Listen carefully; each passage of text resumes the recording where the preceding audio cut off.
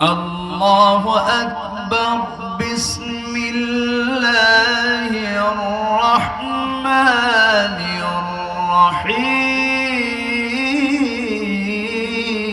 الرحيم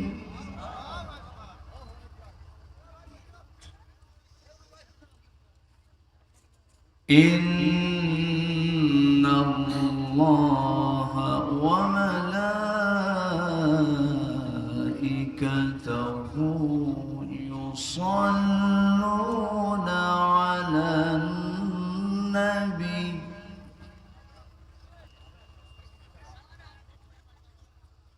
يا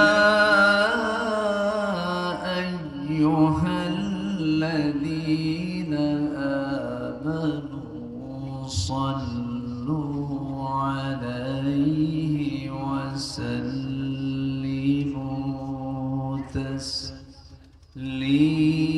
تسليما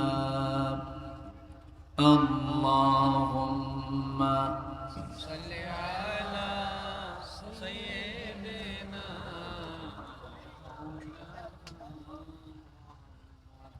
وعلى آل سيدنا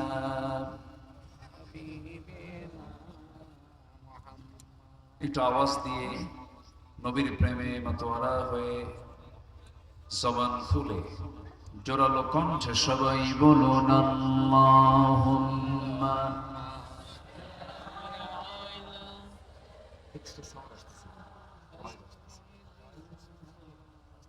এখানে বসে তো বুঝতে হবে থেকে বসে সাউন্ড ঠিক করে ওখান থেকে এখানে একদম বসে দেখেন ঠিক আছে এটা আমার কানের দিকে দেন আওয়াজ বাড়ান কঞ্চিত আওয়াজ বাড়ান সবাই বলুন বালাগাল উলা বিকামালিহি কাশাফাত তুজা বিজামালিহি حسنت جميع خصاله صلوا عليه وآله سورة يوسف بداري حكمة لقمان ما قارئ قرآن باری یہ دل سادمان ما بلغ العلا بكماله كشف التجا بجماله حسنت جميع خصاله صلوا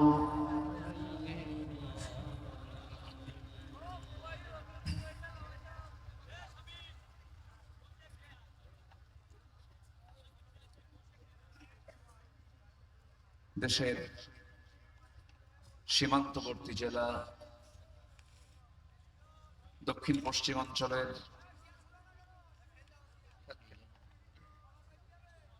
সুন্দরবন লাগোয়া বৃহত্তর খুলনার সাতক্ষীরা জেলার সদর উপজেলার খলিলনগর মাঝের পাড়া জামে মসজিদ মাহফিল ইন্তেজামিয়া কমিটি কর্তৃক আয়োজিত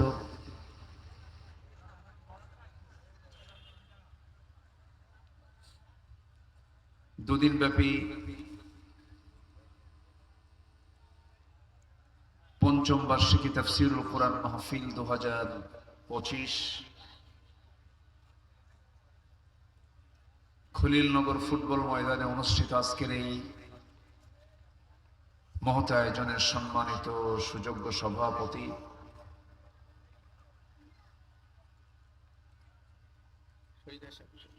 আজকের মহতি আয়োজনের সম্মানিত সাহেবে সদর বৈকারী মডেল ইউপির সম্মানিত সাবেক চেয়ারম্যান জনাব শহীদ হাসান সাহেব,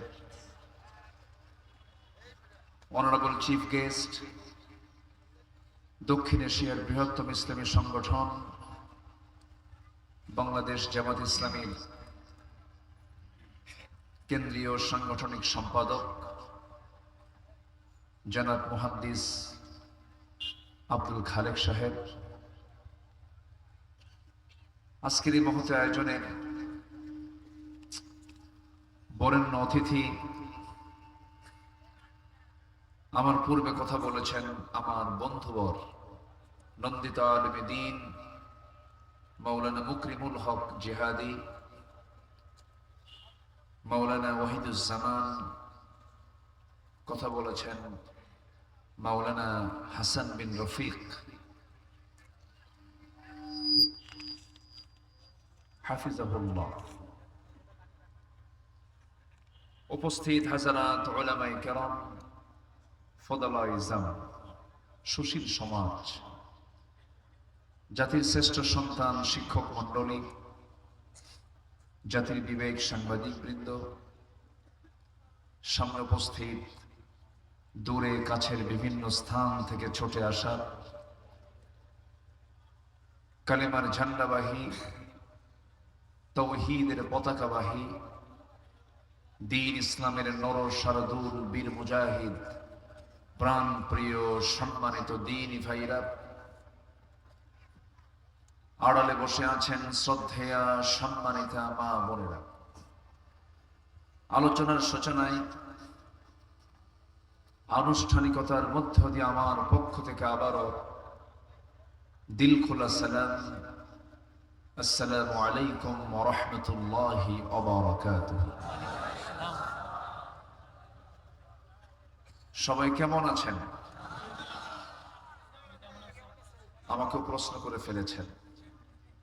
আল্লাহ তাআলা আমাকে আপনার সাথে আপনার মতোই রেখেছেন, বলি আলহামদুলিল্লাহ। মহান রব্বুল আলামিনের শুকরিয়া। মাইক এরকম করে কেন?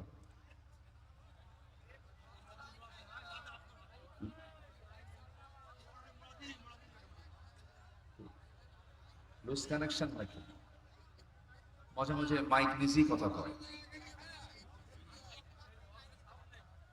এরকম হচ্ছে কেন?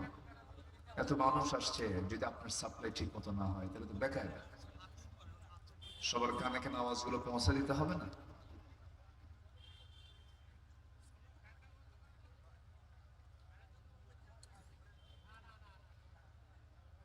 সম্মানিত ভাইয়েরা,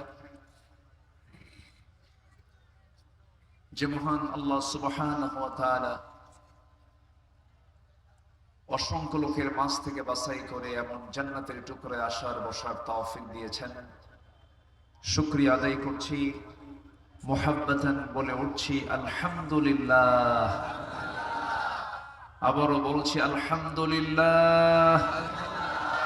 চিৎকার মেরে বলছি আল্লাহুম্মা ইন্নী আসআলুকা আল হুদা ওয়াত তুকা ওয়াল আফাফা ওয়াল গিনা। সবাই বলি আল্লাহুম্মা আ'ইন্নি আলা যিকরিকা ওয়া শুকরিকা ওয়া হুসনি ইবাদাতিকা। আমরা আল্লাহ তাআলার শুকর আদায় করে নিলাম। সম্মানিত ভাই সব, অনেক কষ্ট করে মাহফিলে এসেছেন আপনারা। একটু আগে তুললে ভালো হতো, আমি বুঝি না তুলতে তুলতে এত দেরি কেন করা হয়। সময় মতো দিলে একটু ভালো হতো। তাই আপনারা কি যাওয়ার প্রিপারেশন নিচ্ছেন নাকি এখন বলেন? তো দোয়া না করে যাবেন কারা কারা? একটু হাত তুলেন দেখি।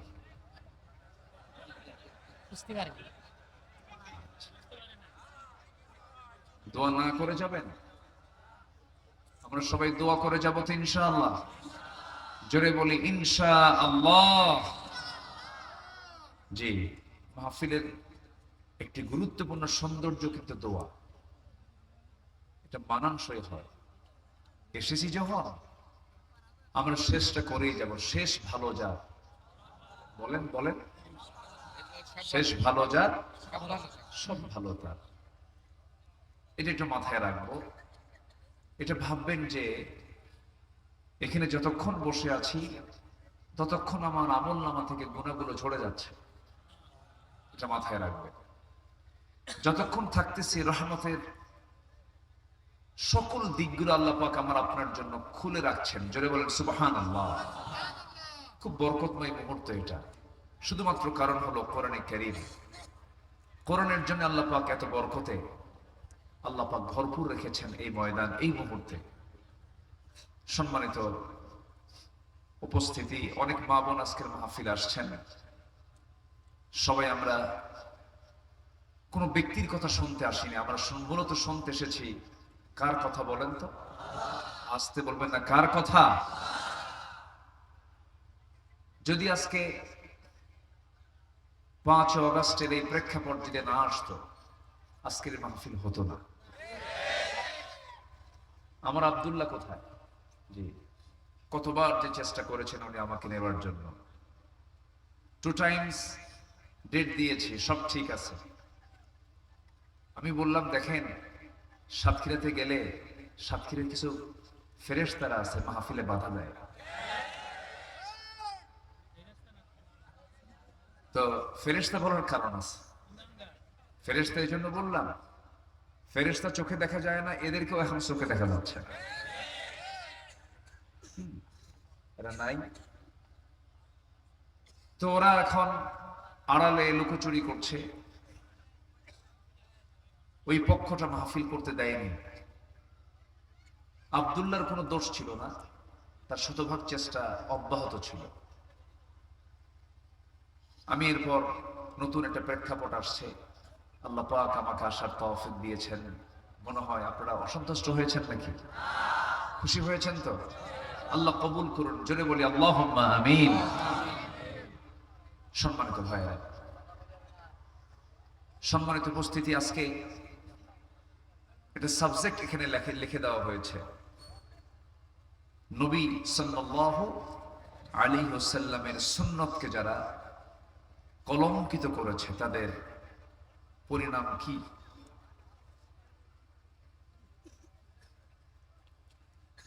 সুন্নাহ মানে হচ্ছে মেথড, পদ্ধতি। আমার নবীর যে সুন্নাহ, এটা কি নিজের বানানো? আমার নবীর নিজের বানানো? নবীর যে সুন্নাহ, এটা দিয়েছেন কে? জোরে বলেন, কে দিয়েছেন? আল্লাহ দিয়েছেন। যেরকম সুন্নাহ শব্দটা আল্লাহ পাক এক জায়গায় কোরআনে কোট করেছেন। আল্লাহ রাব্বুল আলামিন বলেন, সুন্নাত মান ক্বাদ আরসালনা ক্বাবলাকা মির রুসুলিনা ওয়া লা তাজিদু লিসুন্নাতিনা তাহওয়িলা। আকিমিস সালাতা লিদুলুকিশ শামসি ইলা গাসাকিল লাইল ওয়া কুরআনাল ফাজর ইন্না কুরআনাল ফাজরি কানা মাশহুদা। জোরে বলুন আল্লাহু আকবার।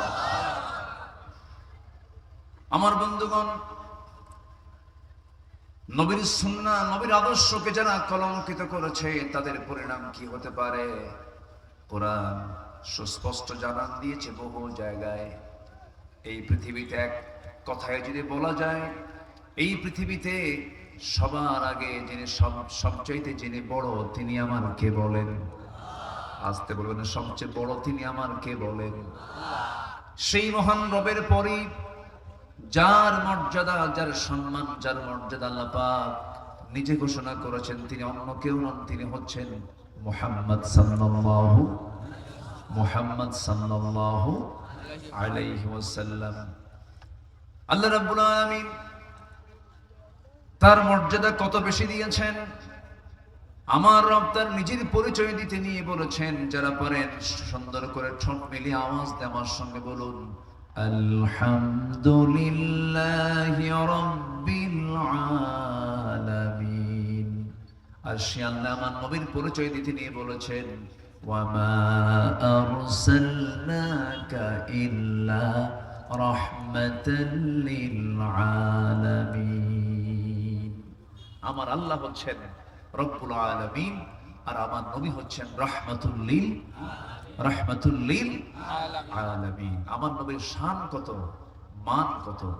নবীজি নামাজ শুরু হয়ে গেছে, রাসূল নামাজ পড়ছেন। তিনি প্রথম নামাজ পড়েছেন কিবলা হারামের দিকে না আকসার দিকে? বলেন কোন দিকে? আকসার দিকে। প্রথম কিবলা হলো হারাম না আকসা? কাবা না আকসা? আকসা, মসজিদুল আকসার দিকে। আমার নবীজি নামাজ শুরু করলেন। আল্লাহ পাক মসজিদে কিবলাতাইন আমাকে দেখার তৌফিক দিয়েছেন। মসজিদে কিবলাতাইন মানে হলো দুই কিবলাওয়ালা মসজিদ। আমার নবীজি সেই জায়গায় দাঁড়িয়ে দাঁড়িয়ে যখন নামাজ পড়ছিলেন, প্রথম 2 রাকাত তিনি মসজিদ আকসার দিকেই নামাজ পড়লেন। কিন্তু নামাজের মধ্যেই তার মনে হয়ে গেল, হারে আমার কিবলা যদি কাবা হতো কতই না ভালো হতো। আল্লাহ বলছেন, আমার হাবিব, আমি তো বুঝতেছি আপনার মনের খবরটা কি। আপনি নামাজ পড়ছেন আকসার দিকে, আপনার মন পড়ে আছে হারামের দিকে, কাবার দিকে। আর দেরি নয়, বাকি 2 রাকাত নামাজটা আপনি কাবার দিকে আদায় করে নেন। ফাওয়াল্লি ওয়াজহাকা শাতরাল মসজিদিল হারাম। জোরে বলুন আল্লাহু আকবার। যার মনের চাওয়াকে আল্লাহ পাক কবুল করে নেন, সেই নবীর শান কত, মান কত, মর্যাদা কত। আমার বন্ধুগণ, সেই নবীর সুন্নতের প্রতি সাহাবায়ে কেরামের এত দরদ ছিল, এত সম্মান ছিল, এত শ্রদ্ধার চোখে নবীর সুন্নতকে তারা গ্রহণ করেছেন। নবীর প্রতি তারা মুহাব্বত রেখেছেন, এত গুরুত্ব দিয়েছেন। আমার নবীজি 100 লক্ষ সাহাবীর মাঝে যখন ওই আয়াতের যখন পুনরাবৃত্তি করলেন, ওইটা নাযিল হলো, আল ইয়াউমা আকমালতু লাকুম দীনাকুম ওয়া আতমামতু আলাইকুম নি'মাতি ওয়া রাদিতু লাকুমুল ইসলাম দীনা। এই আয়াত যখন নাযিল হয়ে গেল, লক্ষাধিক সাহাবীর ভিতরে আনন্দের স্ফুরণ দেখা গেল। সব সাহাবী আনন্দে আত্মহারা হয়ে গেছে। আল্লাহ আমাদের প্রতি রাজি হয়েছেন, দিনটা পরিপূর্ণ হয়ে গেছে। সব আনন্দে পাগলের মতো হয়ে গেছেন, সব আত্মহারা হয়ে গেছেন। সবার চোখে মুখে আনন্দের ছাপ প্রকাশ পাচ্ছে। কিন্তু আমার নবীজি লক্ষ্য করে দেখেন, সবাই আনন্দে উল্লাস করছে, কিন্তু আমার বাল্যদিনের বন্ধু, আমার খুব কাছের বন্ধু, হিজরতের বন্ধু, দুঃসময়ের বন্ধু, সুসময়ের বন্ধু, আমার বন্ধু বড় আবু বকর তো নয়। আমার আবু বকর কোথায় গেল? আমার রাসূল বলছেন, সাহাবীরা তোমরা সবাই আনন্দ করছো, উল্লাস করছো, আমার আবু বকরটা কোথায় গেল? খুঁজে আনো, তাকে একটু দেখতে চাচ্ছি। কেউ তাকে খুঁজে পায় না। ওই লোকগুলোর আড়ালে তিনি চলে গেছেন। একাকে এক জায়গায় তিনি বসে বসে ডুকরে ডুকরে কাঁদতেছেন। সবাই মিলে বলল, আবু বকর, রাসূল তোমাকে ডাকতেছেন, তুমি কেন কান্নাকাটি করো আজকে? এমন একটা আয়াত নাযিল হয়ে গেছে, এই আয়াত নাযিলের পরে তো কান্নার কোনো প্রশ্নই আসে না। আমাদের প্রতি আল্লাহ সন্তুষ্ট হয়েছেন, দিনটা পরিপূর্ণ হয়ে গেছে। ওয়া আতমামতু আলাইকুম নি'মাতি ওয়া রাদিতু লাকুমুল ইসলাম দীনা। আপনি কেন মন খারাপ করে বসে আছেন? কি হয়েছে? আপনার চোখে পানি কেন? সঙ্গে সঙ্গে সাইয়েদিনা আবু বকর সিদ্দিক রাদিয়াল্লাহু তাআলা আনহু চোখের পানি ফেলতে ফেলতে বলছেন, ভাইরা, হয়তো তোমরা আনন্দ উল্লাস করছো, তোমাদের আনন্দ হয়েছে, ভালো কথা, আল্লাহ রাজি হয়েছেন, এটাও ভালো কথা। কিন্তু দিন তো পরিপূর্ণ হয়ে গেছে, দিনের পরিপূর্ণতা চলে এসেছে। আমার বিশ্বাস, আমার রাসূল আর পৃথিবীর বুকে বেশি দিন বাঁচবেন না। রাসূল দুনিয়া থেকে বিদায় নেবেন। নবীজির বিদায় আমি রাসূল চোখের সামনে কত দেখেছি। আমি রাসূল কি কত মহব্বত করেছি, কত রাত কাটিয়েছি, কত দিন কাটিয়েছি। কিন্তু রাসূল শূন্য দুনিয়ার বুকে আবু বকর থাকবে কেমনে, এই চিন্তায় আমি চোখের পানি ফেলতেছি। দেখেন, একই আয়াত সব সাহাবী বুঝলো একরকম, এই সাহাবী বুঝলেন আরেক রকম বুঝলেন। আয়াতের ব্যাখ্যা সবাই কিন্তু একরকম বোঝে না। কিন্তু এখানে যে বিষয়টা আমি বলতে চাচ্ছিলাম, নবীর প্রতি শ্রদ্ধাবোধ থাকলে, নবীর প্রতি সম্মান যদি থাকে, সেই তো সুন্নতকে মানতে পারে।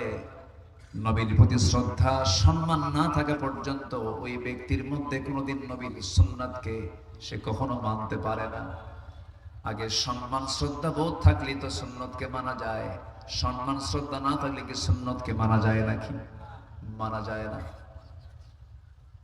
রাসূলের কোন সুন্নতকে তারা মেনেছিল?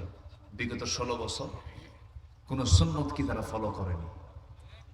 96 থেকে 2001-এ এই বিগত সরকার তারা আরেকবার ক্ষমতায় এসেছিল।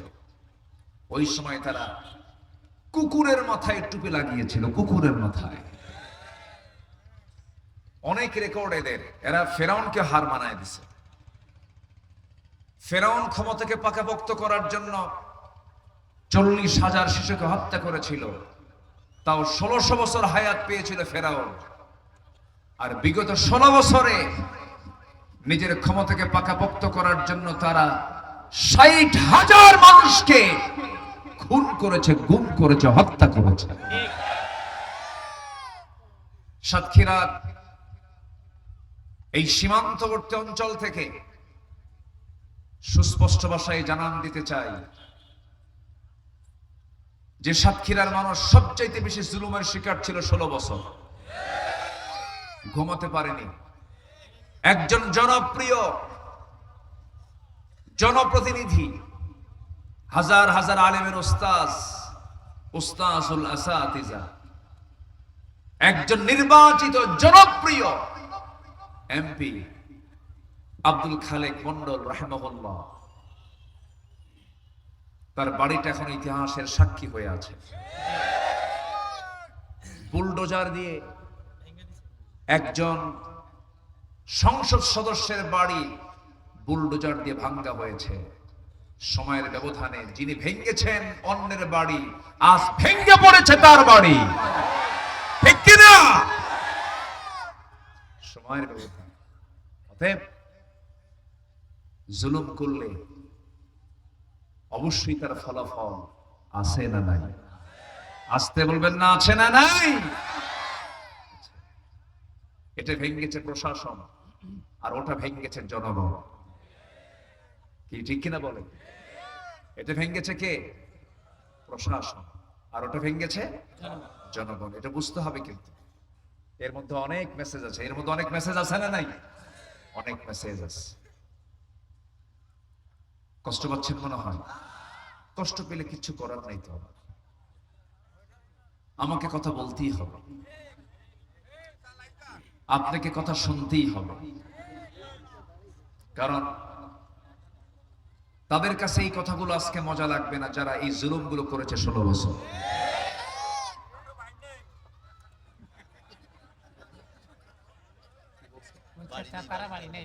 ও, তারা বাড়ি নেই। জি, এটা কিন্তু একজন মুরব্বী বলেছেন, এটা বয়স্ক মানুষ বলেছেন। কত পরিমাণ টেনশন আর জুলুম দেখলে পরে এই কথাটা মুখ থেকে বের হয়। যাই হোক, আল্লাহ আছেন না নাই বলেন তো? কিছু কিছু বুড়া চাচা বলতো কি জানেন, এ না মরা পর্যন্ত উপায় নাই। বলছে কিনা? কে না মরা পর্যন্ত উপায় নাই। আল্লাহ বলল না, ওকে দেখায় ছাড়বে।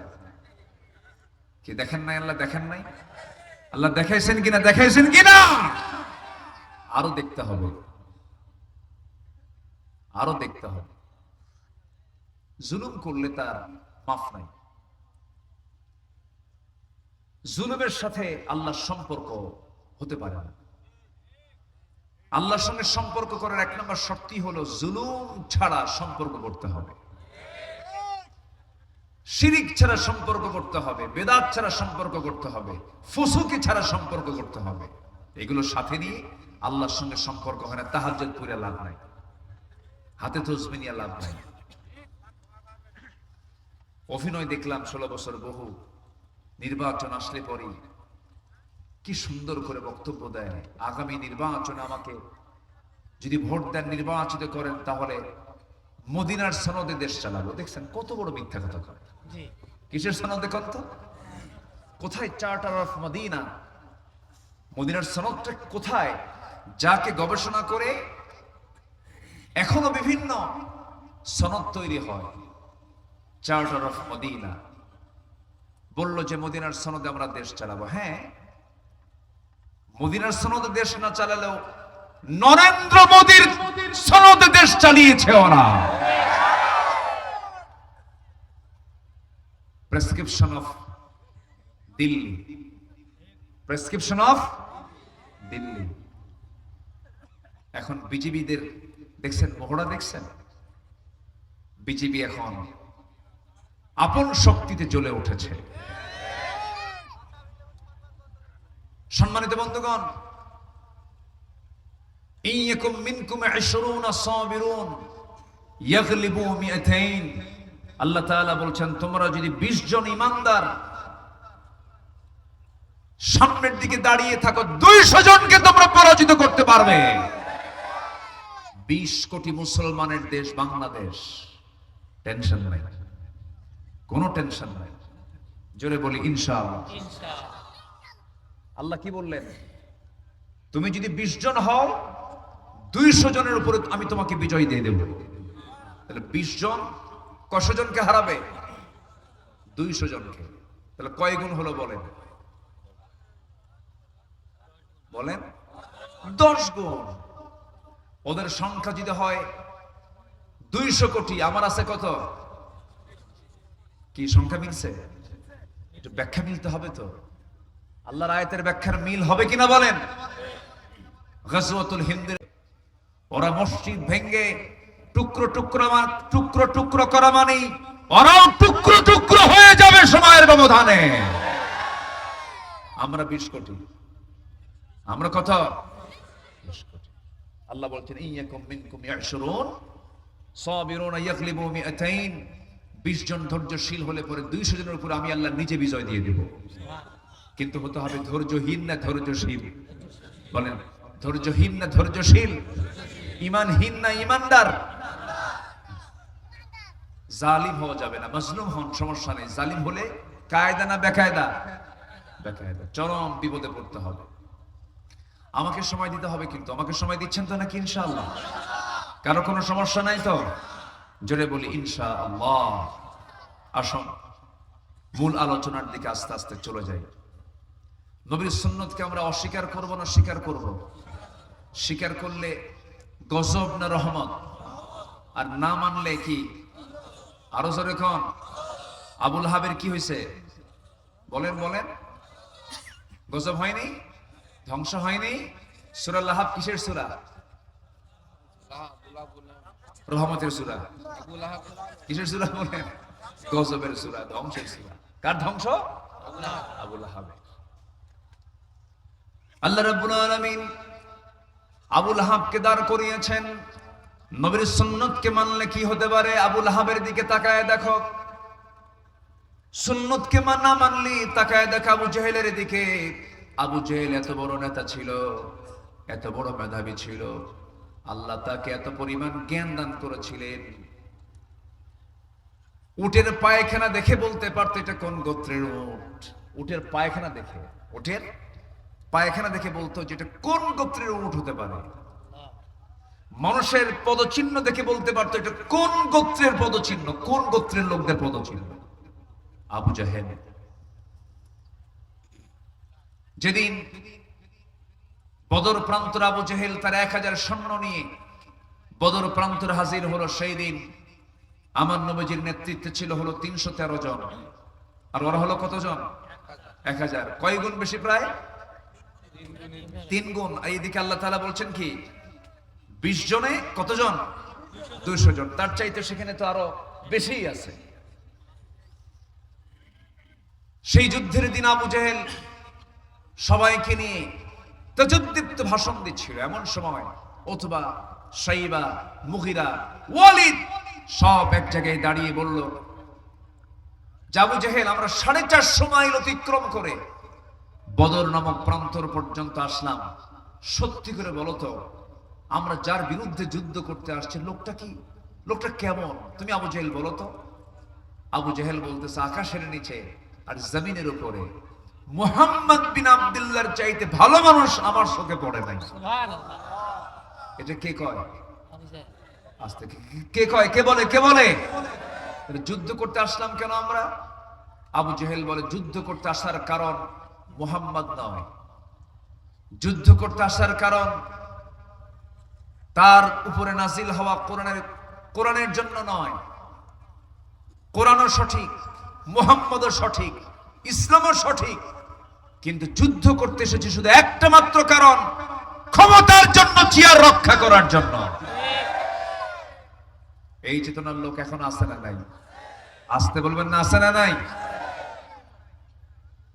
কেউ কিন্তু বলেনি সাইদ সাহেব খারাপ মানুষ, ওরাও বলেনি লোকটা ভালো, কিন্তু রাজনীতি করতে আসলো কেন? কি আমার কথা কি বুঝতেছেন আপনারা? নিজামী সাহেব ভালো মানুষ, রাজনীতি করতে আসলো কেন? রক্তের প্রয়োজন, আমি নিজে সাক্ষী। আমি ঢাবির ছাত্র ছিলাম। ঢাকা ইউনিভার্সিটির হলগুলো ইয়াং ছেলে পেলে সেখানে থাকে, হলে ছাত্রাবাসে থাকে। রক্তের প্রয়োজন হলে পরে এসে বলতো রক্ত লাগবে, কার কোন গ্রুপ আছে। তো রক্তের সময় বলতো যে রক্তগুলো যেন অন্য কোন দলের ছেলে পেলেন না হয়, ওরা গাঁজা খায়, মদ খায়, রক্ত যেন শিবিরের ছেলেরা হয়। সুবহানাল্লাহ। ওরা রক্ত শিবিরের নেয় বাঁচার আগ দিয়া। রক্ত ভালো, মিথ্যা কথা কয় না, সব ঠিক আছে, কিন্তু দোষ হলো রাজনীতি করে। মানে ওরা ভাবছে রাজনীতি ওদের পৈতৃক সম্পত্তি। আমরা এই 54 বছরে দেখেছি কেউ বাপের রাজনীতি করে, কেউ স্বামী রাজনীতি করে। কি ঠিক কিনা বলেন? কারো বাপের দেশ, কারো স্বামীর দেশ, মাঝখান দিয়ে আমরা শেষ। আমাদের সব দেখা শেষ। আগামীর দেশ আমরা দেখতে চাই কোরআনের দেশ। রাজি আছেন কারা কারা? হাত উঁচু করে দেখান মুসলমান।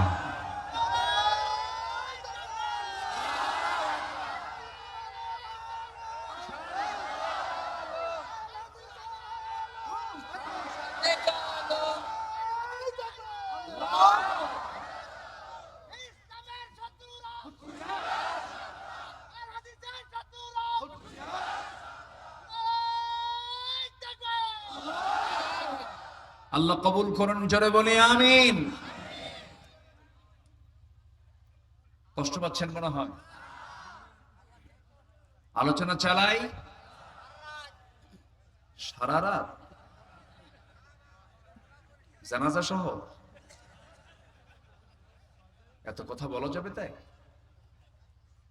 আপনাদের ভাষাগুলো অনেক মিষ্টি, খুব সুন্দর ভাষা, আপনারা কথা বলেন, এত মজা পাই। আপনাদের এলাকার যদি বলা হয় যে এলাকার সবচেয়ে কোন জিনিসটা ভালো, আমি বলি এদের কথা ভালো, বলি আলহামদুলিল্লাহ। কি ভালো? কথা। অনেক সুন্দর মিষ্টি ভাষায় কথা বলে। ভাত খেয়ে যাবেন বলো, ঠিক আছে না? আছে কি না? হুজুর ভাত খেয়ে যাবেন বলো, বলে কি না? বলো শব্দটা আপনাদের এলাকার ভাষার হলো গহনা। মেয়েদের মানায় কিসে বলেন তো? গহনায়। ভাষার কিছু গহনা আছে না নাই? ভাত খেয়ে যাবেন বলো, এই বলো শব্দটা এক্সেস, এটা আপনার ভাষার গহনা। নোয়াখালীতে ওদের ভাষার গহনা হলো কেন। হুজুর ভাত খাবেন কেন?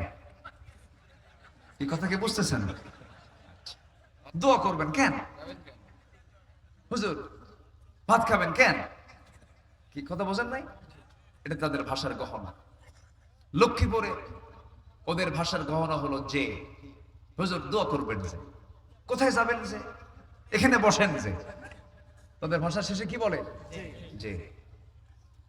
রাজশাহীতে যাবেন, সেখানে গো, ভাত খেয়েছে গো, ঠিক আছে না? একটু টান মারে, সেখানে একটু মধ্যে তোবাই হয়, একালি পরিমাণ। কোথায় যাচ্ছ গো? একটু টান মারে। আবার চলে যাবেন ময়মনসিংহ এর দিকে, জামালপুরের দিকে, ওই দিকের মাঠ বিশাল বড়, জমির মাঠগুলো মাইলকে মাইল দেখা যায় না, অনেক লম্বা, ওদের ভাষাও খুব লম্বা।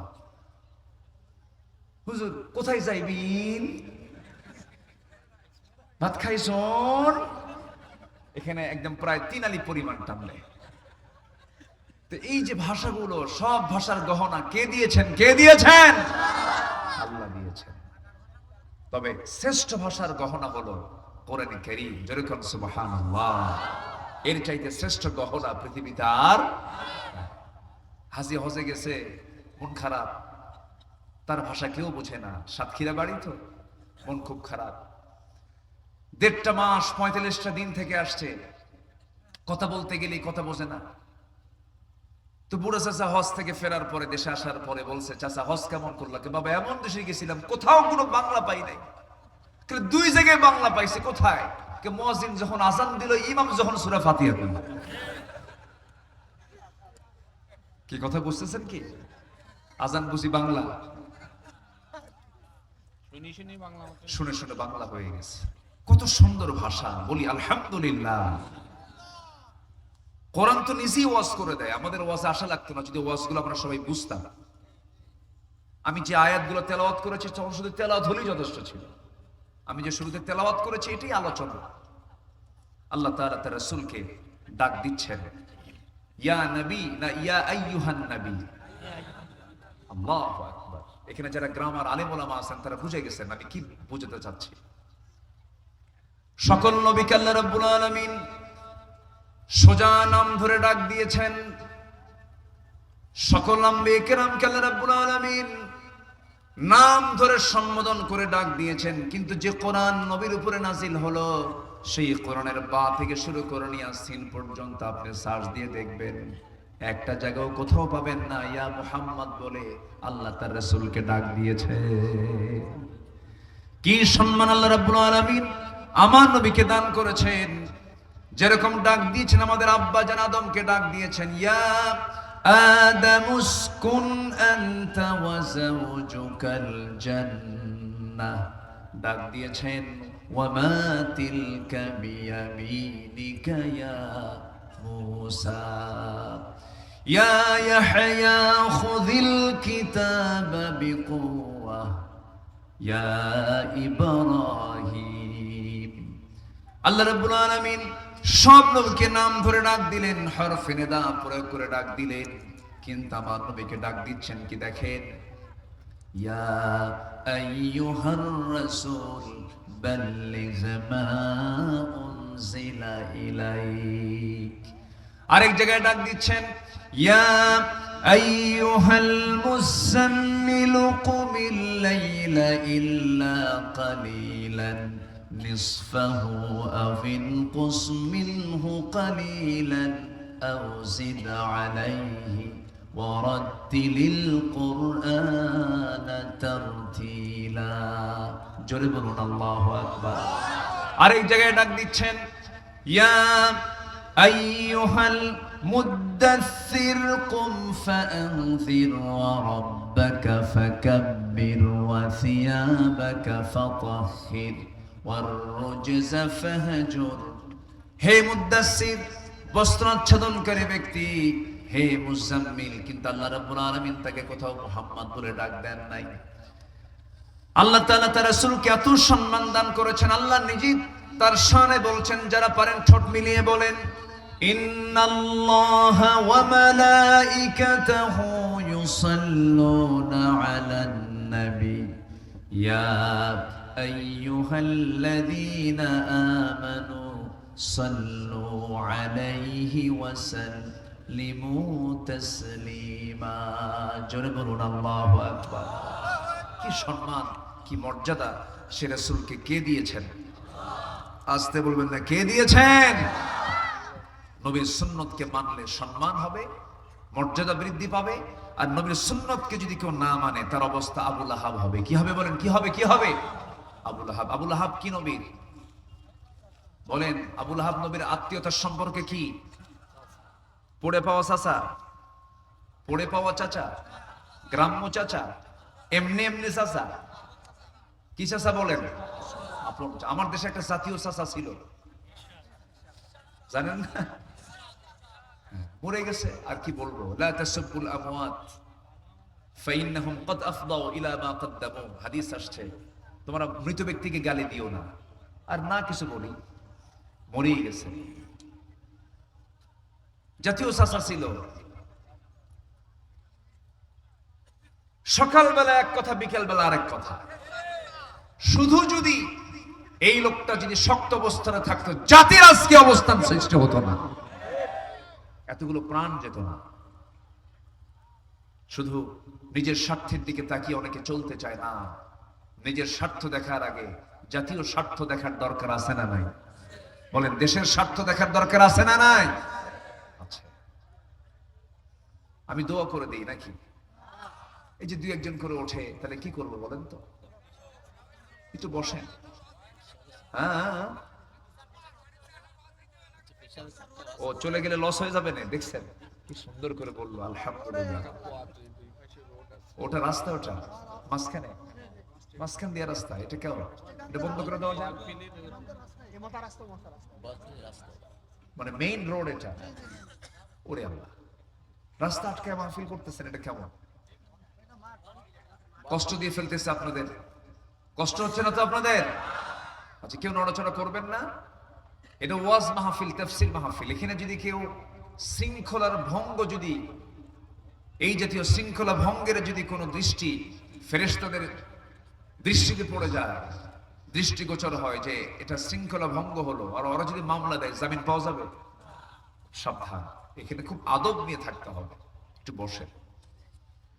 তাহলে নবীর সুন্নতকে যদি না মানা হয়, কলঙ্কিত করা হয়, তাহলে তার পরিণতি কে হবে বলেন তো? কার মতো হবে? কার মতো হবে? আবুল আহাবের মতো হবে।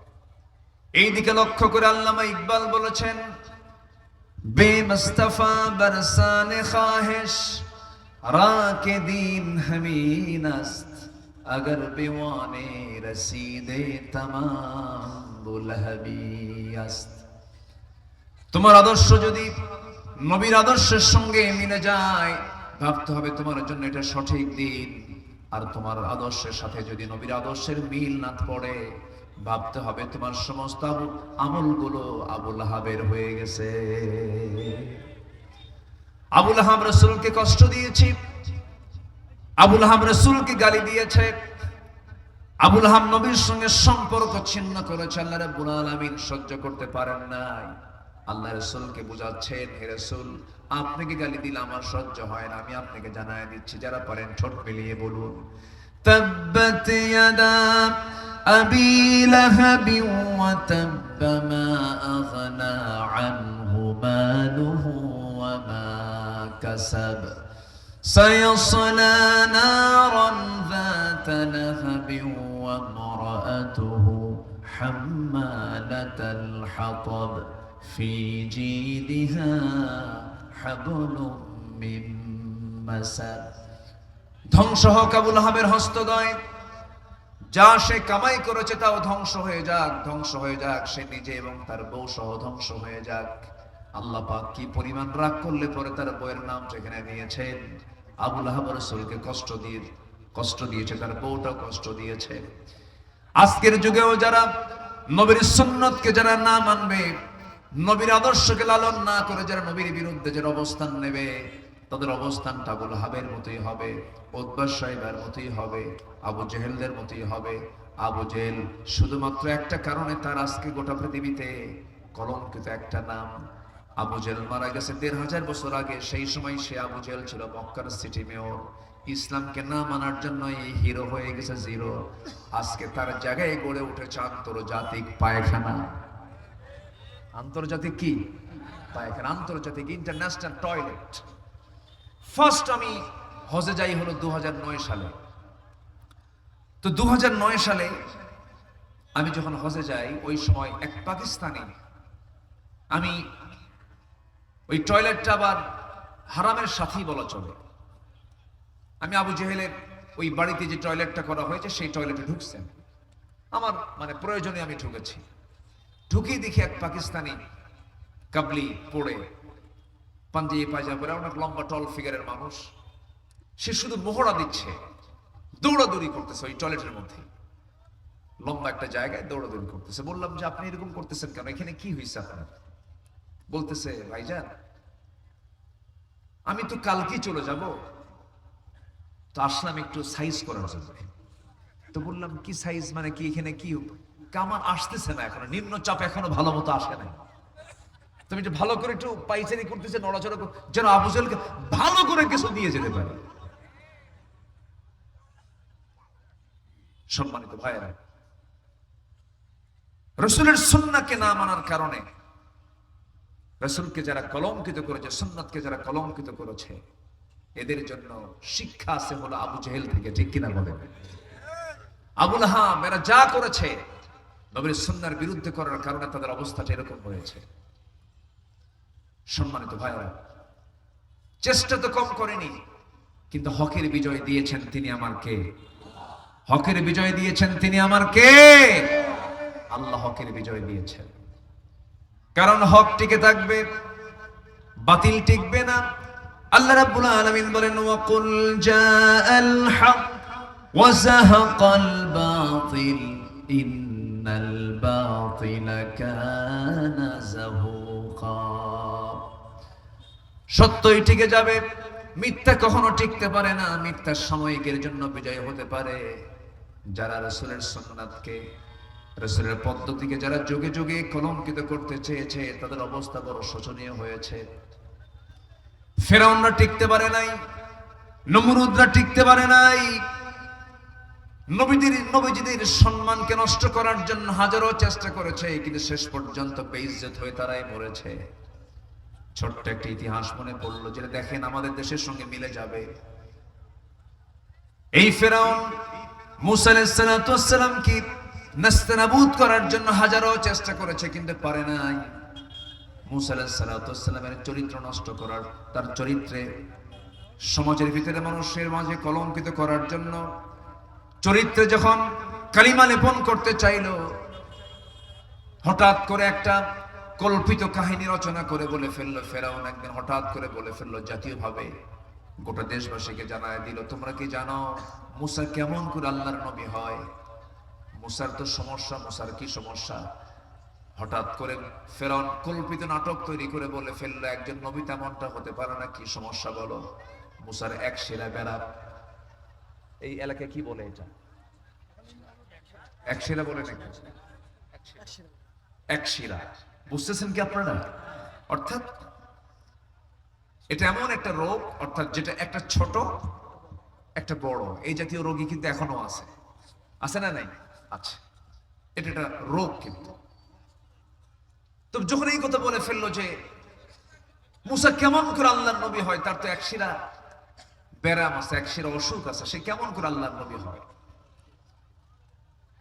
এই কথা যখন আল্লাহর পয়গম্বর মূসার কানে যখন চলে গেছে, বলেন তো এই নবী কি নরম নবী না গরম নবী? বলেন তো মেজাজ কি নিম্নমুখী না ঊর্ধ্বমুখী? খুব চরম, একদম হাই ক্লাসের মেজাজি মানুষ মূসা আলাইহিস সালাম। ওনার কানে যখন এই নিউজটা চলে গেছে, তিনি এখন আল্লাহকে বলছেন, আল্লাহ শোনো, আমার তো সবকিছুই ঠিক আছে, আমার তো অস্ত্রবাদী কোনো সমস্যা নেই, কিন্তু ফেরাউন আমার উপরে তার রাষ্ট্রীয় মিডিয়া দিয়া গোটা দেশবাসীর সামনে আমাকে এরকম একটা মিথ্যা তোকমা লাগায় দিল। আল্লাহ তুমি কি করবা, তাড়াতাড়ি ফয়সালা দিয়ে দাও।